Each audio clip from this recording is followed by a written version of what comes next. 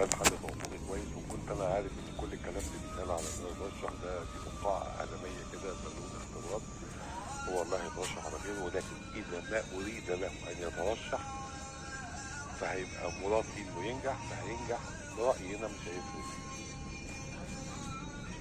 شكرا جزيلا يا بيه.